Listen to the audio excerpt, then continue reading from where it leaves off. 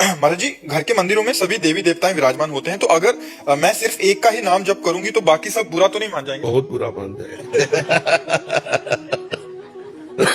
पहली बात तो यह है कि रूप अनेक हैं भगवान के, भगवान एक है।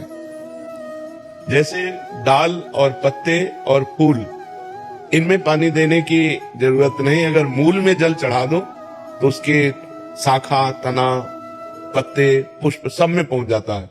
गीता जी में भगवान ने 15वें अध्याय में कहा, ऊर्ध्व मूल मधा शाखा मस्तम प्राहुरभ्यम, इस संपूर्ण संसार का मैं मूल हूं। तो यदि हम भगवान श्री हरि का अर्चन बंदन कर ले तो पूरे विश्व ब्रह्मांड का अर्चन बंदन हो जाता है।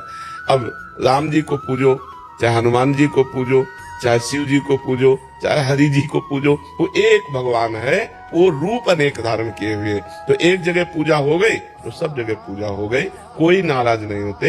ये तो केवल हमारी मानसिकता है, हम भगवानों में भी भेद करते हैं। वही आवश्यकता पड़ी तो दुर्गा बन गया, वही आवश्यकता पड़ी तो काल भैरव बन गया, वही आवश्यकता पड़ी जब जब जहां जैसी आवश्यकता पड़ी, देखो नरसिंह बन गया। कितना सुंदर ठाकुर है, राम रूप में देखो कितने सुंदर राम जी, कृष्ण रूप में देखो कितने सुंदर कृष्ण जी, और भयंकर रूप में देखो तो नरसिंह जी। पूरा त्रिभुवन कांप रहा था, ऐसा भगवान ने रूप धारण किया। तो अब जब जहां जैसी आवश्यकता पड़ी, हमारे भगवान ने वो रूप धारण कर लिया। भगवान एक है, उनके रूप अनेक हैं। यदि हमारी श्रद्धा बनती है कि हम अनेक रूपों का पूजन करें, करो। अगर हमारा प्रेम बढ़ रहा है किसी एक रूप में, तो फिर एक रूप के पूजन से ही सबका पूजन हो जाता है। एक जगह अगर हम भाव से पूजा कर दी तो सब प्रसन्न हो गए।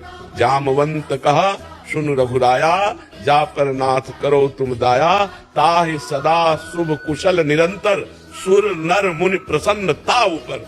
जितने भी देवता हैं, सुर माने देवता, नर माने मनुष्य, और मुनि, सब उस पर प्रसन्न हो जाते हैं जिस पर भगवान श्री हरि प्रसन्न हो जाते हैं। जा पर कृपा राम की हुई, ता पर कृपा।